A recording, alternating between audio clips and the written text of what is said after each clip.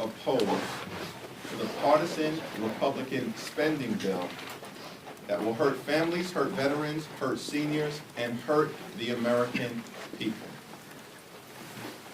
It is a false choice that Donald Trump, Elon Musk, and House Republicans have been presenting between their reckless and partisan spending bill and a government shutdown.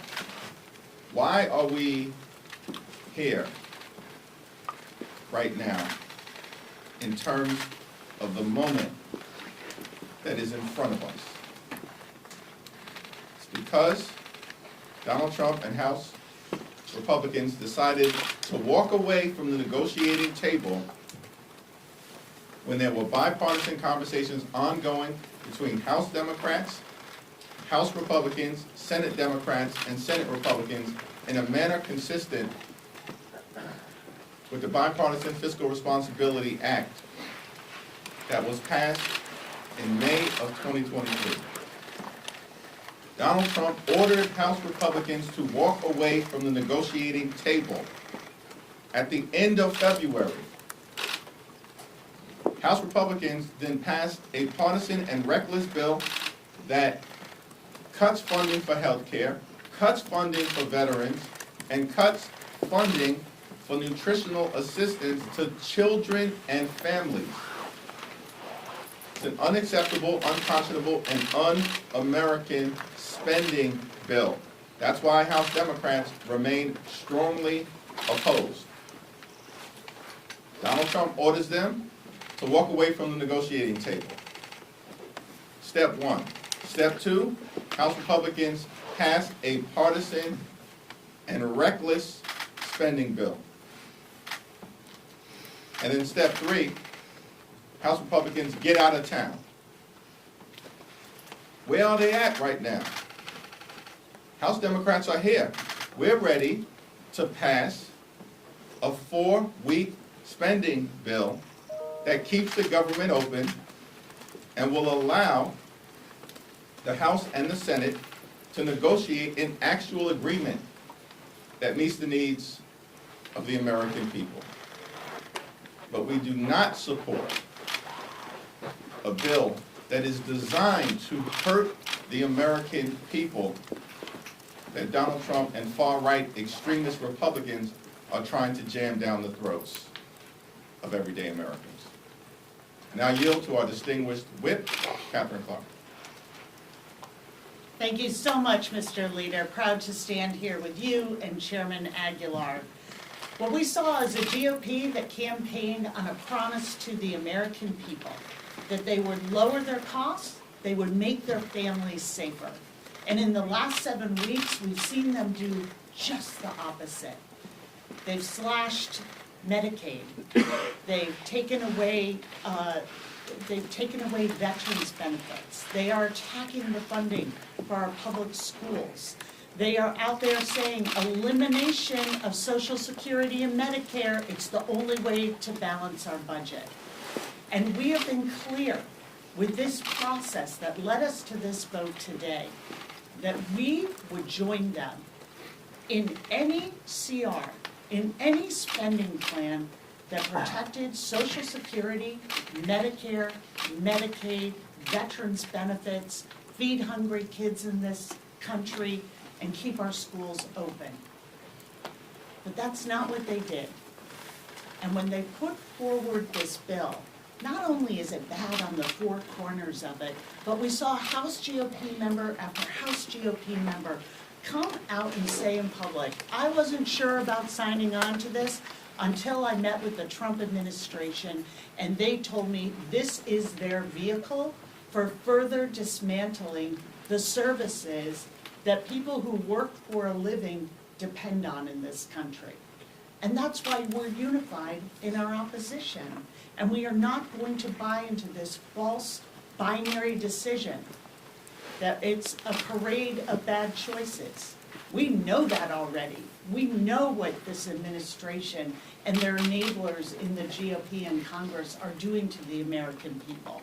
Shutdowns are terrible, but so is this dismantling and this scheme to take deserving taxpayers' money and give it to the billionaire class. Each and every step of this is part of that scheme against everyday Americans who are waving their hands at this administration and saying, live up to what you told us you would do.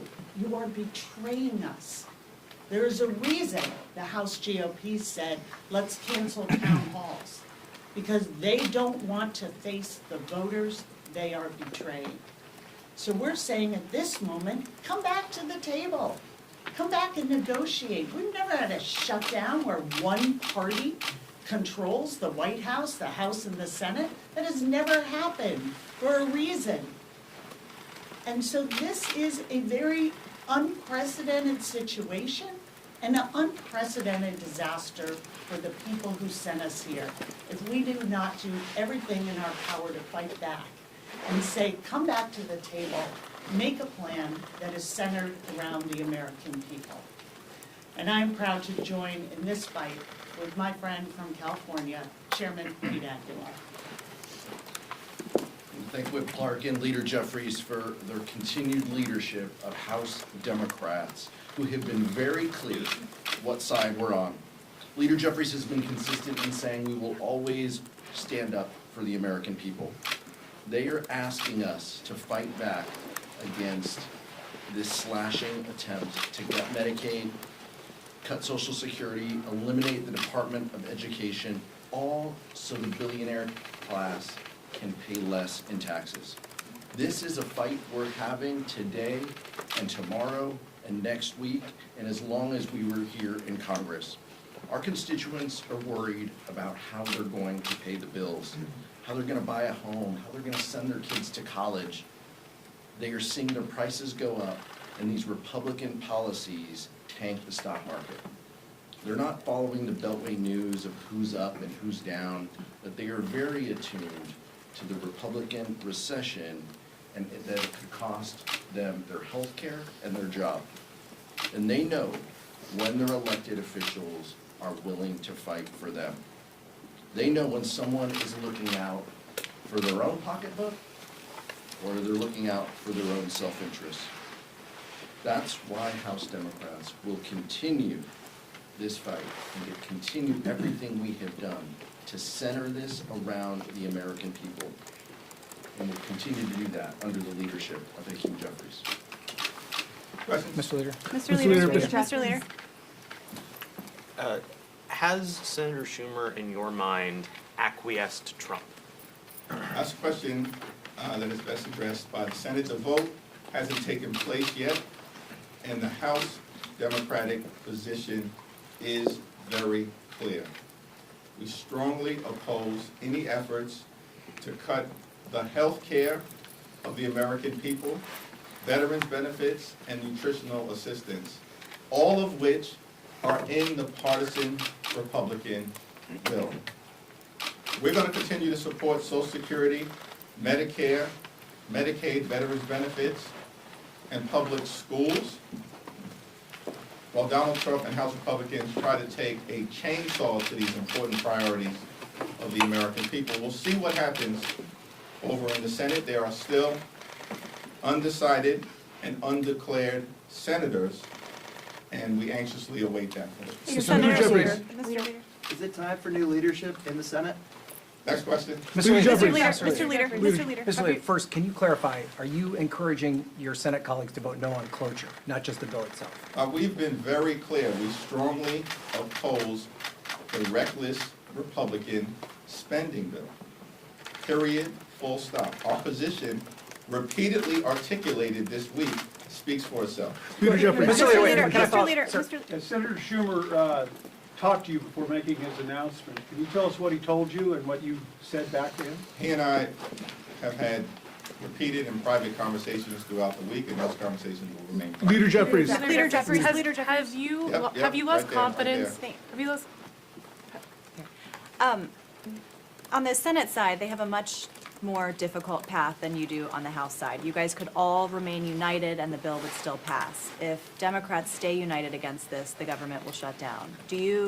What would you have expected Schumer to do? This is not about one individual. This is about the American people. That's our view, right? We made a decision based on the four corners of this bill. It will hurt everyday Americans in our opinion, as Donald Trump and House Republicans have been doing for the last several weeks. Donald Trump promised to lower the high cost of living in the United States of America. In fact, to lower grocery costs on day one. Costs aren't going down, they're going up. Inflation is going up. You know what's going down? The stock market is going down. Consumer confidence is going down. Consumer spending is going down. Republicans are crashing the economy in real time and driving America toward a recession. That's what we're concerned about. Not individuals,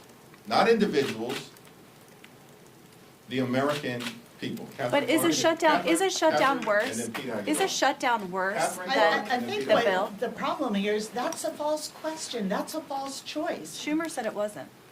But this is the House position, that we need to go back to the negotiating table, which they walked away from. They walked away from it, and it's why you see both the Senate and the House chairs of appropriations saying 30 days. Give us 30 days to put the American people's voices back in this process.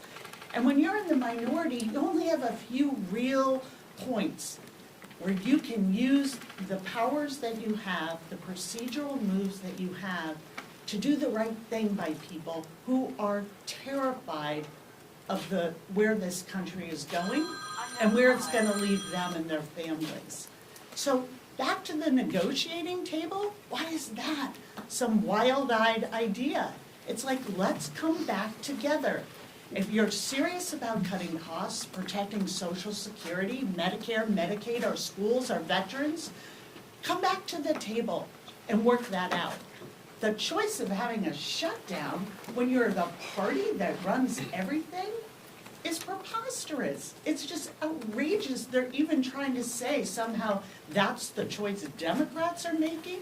You run everything, but what you're trying to do is scam the American people out of their money and the services they paid for and they deserve. So, let's be realistic about what this fight is.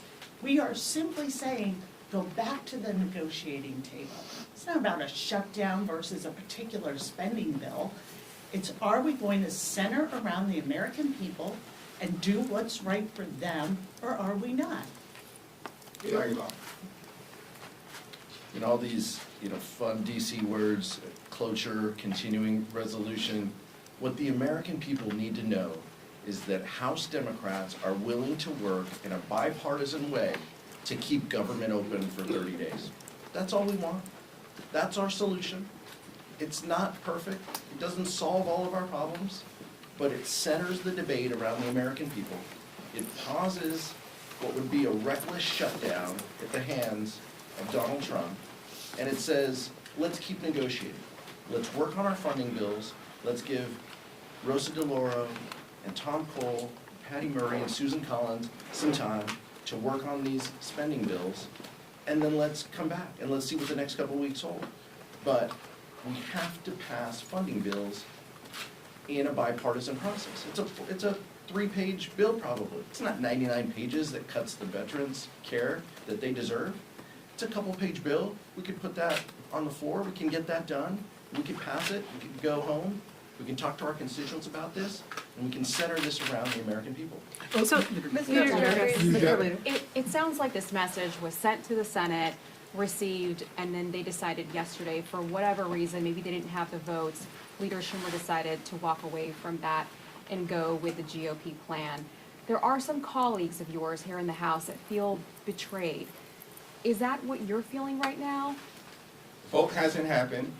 There are undecided and undeclared Democratic senators who are evaluating what is the right thing to do for the American people.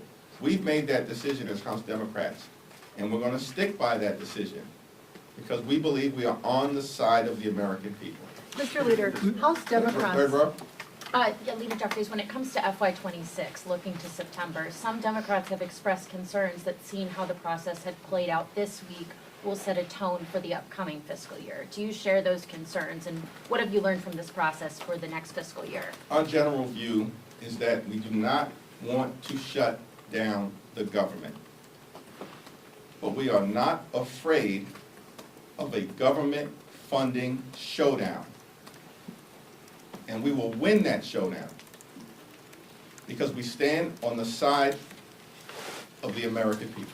What's the difference between a shutdown and a showdown to you? Next question. To follow up, though, you talk about the problem with saying, oh, this isn't just one individual, but still, doesn't this still send a message to Americans, the fact that it's the leader of the Senate, Democrats, who has already said he's making this decision, and you already have 66 of your House colleagues sending him a letter saying that they're not approving of this? When I travel the country, the American people are concerned about if their kids get sick, can they go see a doctor? And we have a problem with the fact that Republicans are cutting health care in this partisan spending bill.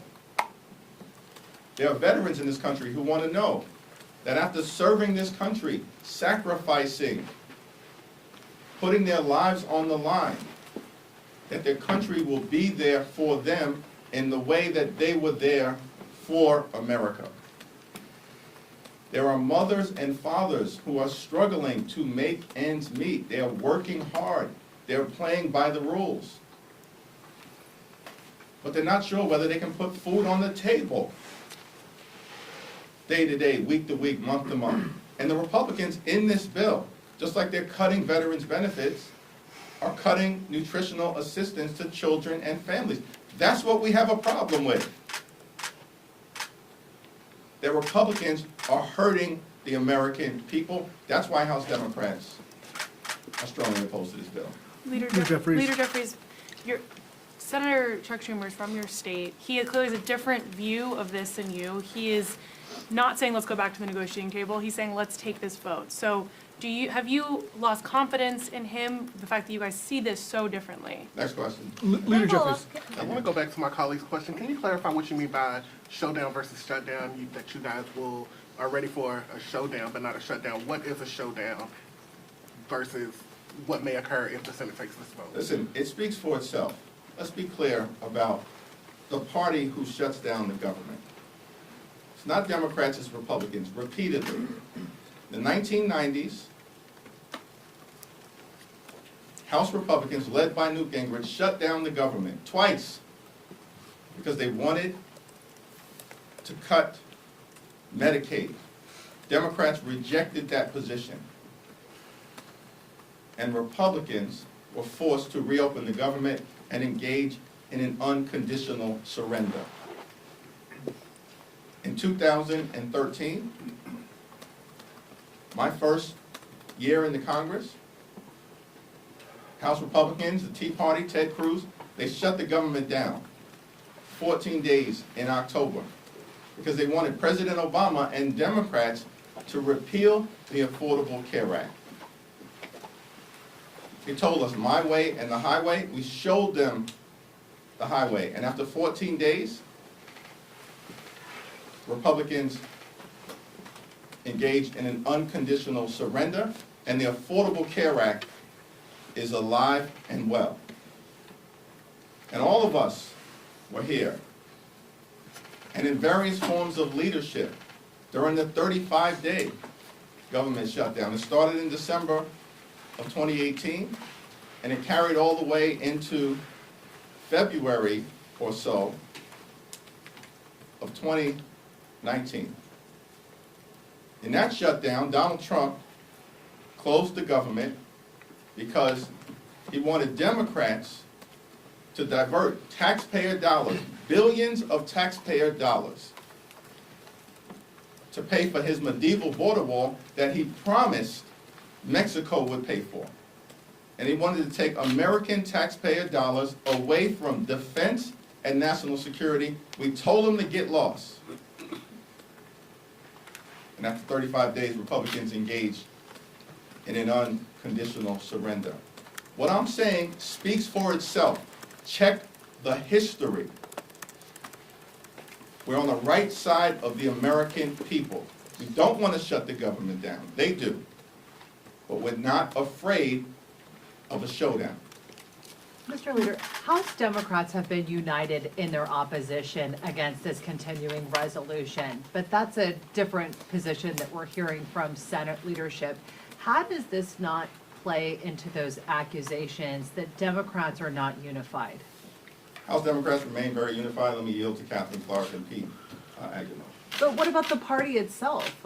I mean, You asked the question. we're hearing two different messages. You asked the question, can we answer it? Yeah, Thank absolutely. you. Yeah, I think what we've seen time and time again is that we have come together. Listen, we're here on behalf of House Democrats, and we know who we have to fight for. We are in a crisis that has been happening in the last 7 weeks.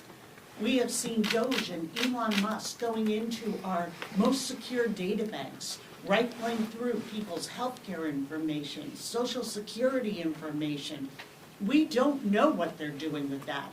We are taking them to court, over 100 lawsuits, and we are winning on behalf of the American people, but it doesn't stop their chainsaws.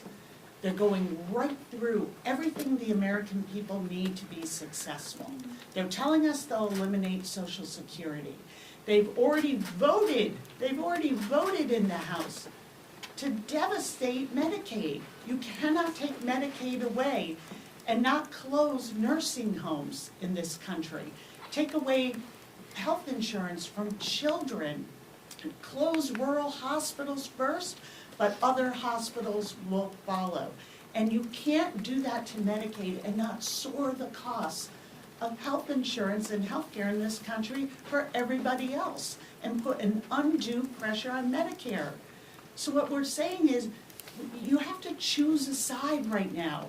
We have to fight for our country, for our national security, and most of all, for the security of families at home. And we are united in that. And this parlor game here about, most American people, they can't name us.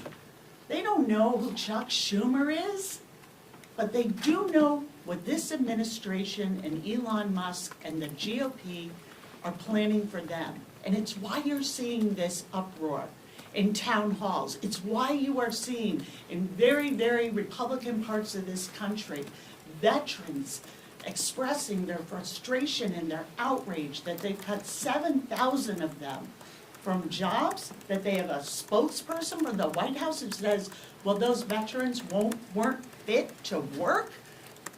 But your party's not on the same page here. Schumer's arguing that a shutdown would be more catastrophic because the White House would choose which federal agencies remain open and would thus give more power to Doge. Our party is united on this front, that we will stand with the American people. And we are having a disagreement here. But this is what unites us, is that we're going to continue to work for those people who work for a living, who are looking at their budgets, their family budgets. They're not sure they're going to make it, and they're not sure their place in the future. And as they see their retirement, their Social Security, all being threatened, when they can't afford childcare and eggs and the basics, and they certainly don't know how their kids or they can afford to buy a house, those are the issues that we are saying come back to the table and work on. I had the privilege of presiding over the House Democratic Caucus Retreat with Whip Clark, Leader Jeffries, and Vice Chair Liu over the last few days. And to a person, House Democrats knew the task at hand. We knew we had to talk about the 2024 election, and we did. We knew we had to talk about how we defend against Elon Musk, Donald Trump, and House Republicans coming after their health care. And we knew we have to talk about an affirmative agenda to lower the costs that people face. We did that. And to a person, House Democrats understand what is in front of us. We know that this is about the American people. Now, I don't expect our Senate colleagues to lose a lot of sleep or to think a lot about how House Democrats feel. What we're asking them to keep in mind is, how do the American people feel? How will the American people feel when Donald Trump and Elon Musk have more authority and ability to comb through agencies, to fire veterans, to cut benefits. How will the American people feel, and is that a vote you're comfortable owning? I think that's the question that the Senate has. We are comfortable as House Democrats that we are standing for the American people in this moment against this Republican assault on working class families. Leader Jeffries. Mr. Leader, you have dodged multiple times questions about whether you have confidence right now in Chuck Schumer. Can I just, to clarify here, none of you are willing to say at this point that you have confidence in Chuck Schumer as leader? You keep engaging in these parlor games because you want to take the focus off the American people. What we're saying is we look forward to continuing to work with our Senate colleagues, all of them, in opposition to the extremism that's being unleashed on the American people. But the focus right now is on everyday Americans, on children, on families, on veterans, on the people that we are fighting for, who Donald Trump and House Republicans are intentionally trying to hurt in a moment where Donald Trump and that whole crew, they are tanking the economy in real time, failing to deliver on their promises to make life better for the American people. And in fact, things are getting worse. That's why Donald Trump's poll numbers aren't going up, they're going down, just like the stock market. We're asking that because real people are protesting. There are 11 people that were arrested today outside of Schumer's office. That's the only, we're not playing any tricks. We're just asking. Yeah, I travel the country. Yeah. I represent a district in Brooklyn. I'll be in that district in a few days. I'll be in church on Sunday. I'll be having events on Monday.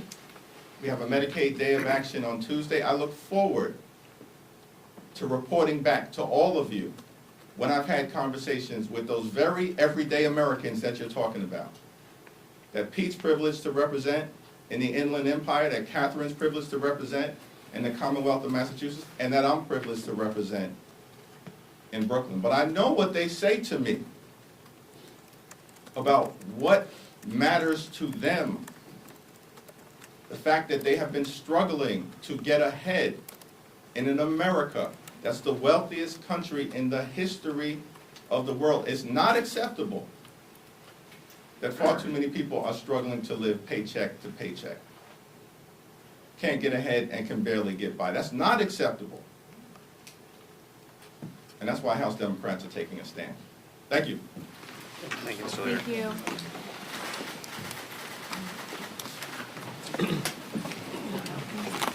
All you have to do is say yes. All you had to do was say yes. You say, I have complete faith in Leader Schumer. You didn't even have to say that. Was there no me?